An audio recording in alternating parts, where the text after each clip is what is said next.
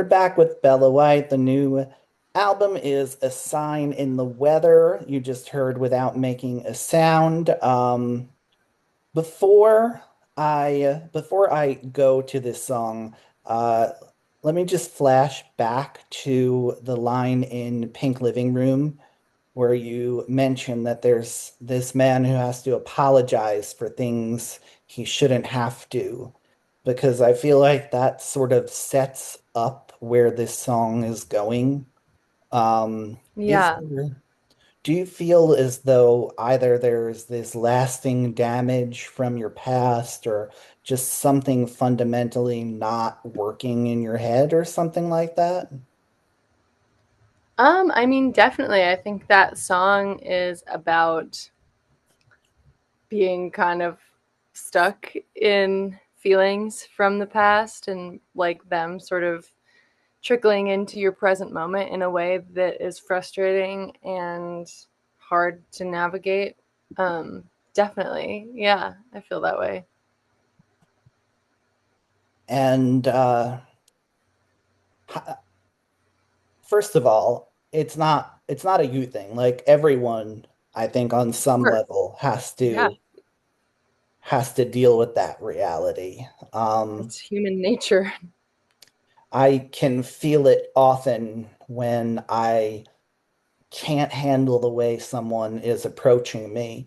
And I realize not so long after that, in fact, what I couldn't handle is how it resembled the way someone else had approached Totally. me. Of Um, course. Yeah, it's only natural. so this sort of brings us to Without Making a Sound. Uh, you talk about a sign in the weather, a coldness coming down. There's just this shift. Yeah. You talked before about the ending of a chapter. What does it feel like to have a coldness coming down? Hmm. I mean, for me, I think in that moment it was just like having some kind of perspective and recognition that like something isn't working, or like you're starting to feel that it's not working in a more broad sweeping sense, where it feels like a weather system coming in, and you're kind of like, oh my God, like this is undeniable and it's everywhere around me. Like I can't pretend that it isn't because it's just in the air. Yeah, and in the air, like natural, like it's Yeah. almost not you. Yeah, totally. It's like a different entity. It's the weather. And then you go back to the whole fake it until you make it thing, except this time it's not a positive. This time the faking isn't working.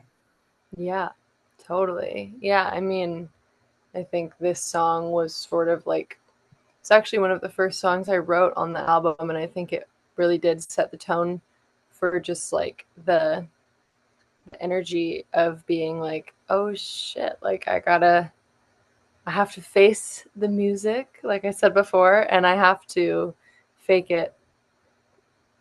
I have to stop faking it because I've been kind of faking it, and then that's not going well because now I'm feeling this coldness or whatever. Like I'm feeling it in a way that is unsustainable.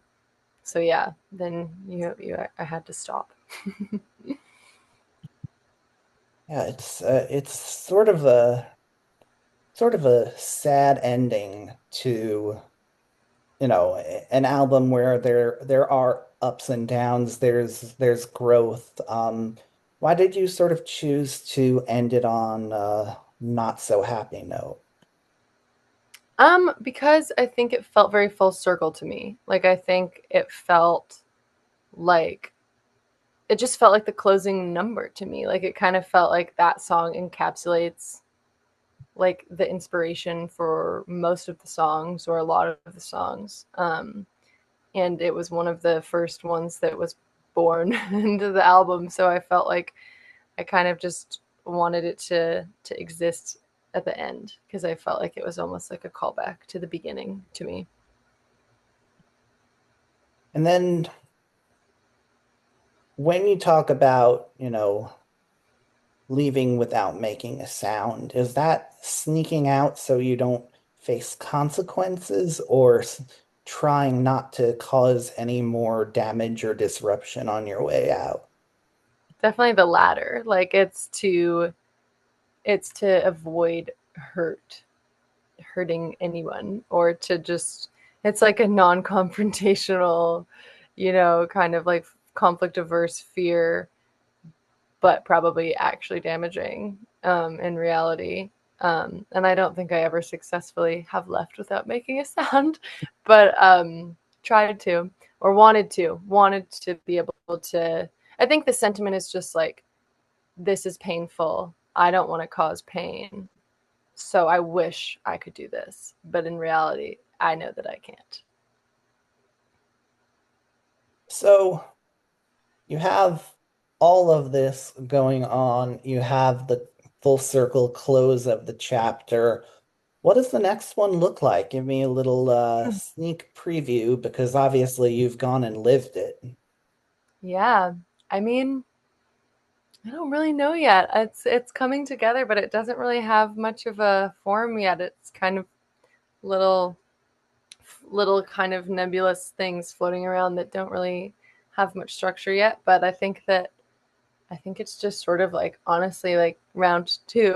Like it's just diving in deeper to, feeling changes in life and like growing. And I think that this album, A Sign in the Weather, was like maybe my first album where I really feel like I'm like, this is my voice. And so I think it's just deepening that connection with my voice and trying to pull the thread a little bit more. Yeah, I've always been a fan of your sound and your songwriting, but yeah, I definitely felt like this was the first album of yours where I was ready to just have a conversation with the Mm. person who wrote the Mm-hmm. album. Like Mm-hmm. I could just go up to them and know enough about them to speak on Yeah, things. totally. Well, thank you. Appreciate that. So I always have my guests close out the interview by choosing a song. Only rule is, in almost all cases, including this time, you cannot have had anything to do with creating the song yourself. Oh, Uh, just any song? the little prompt I'm going to give you from our conversation is I want to I want to see if you can come up with a song where you are feeling that fake it energy, where you're having to Mm, put on I the know which type of one. song you'd be singing and totally trying to project something. I I think I know one. All right.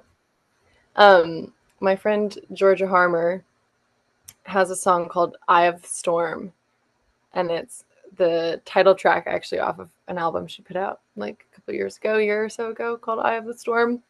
And I was not involved in the making of it whatsoever, but it is a beautiful song. And when I first heard it, I was like, oh my God, this speaks to me. Like, I feel that. So, yeah. All right. Bella White, thanks so much for coming on the show. Yeah, thank you for having me. So great to chat.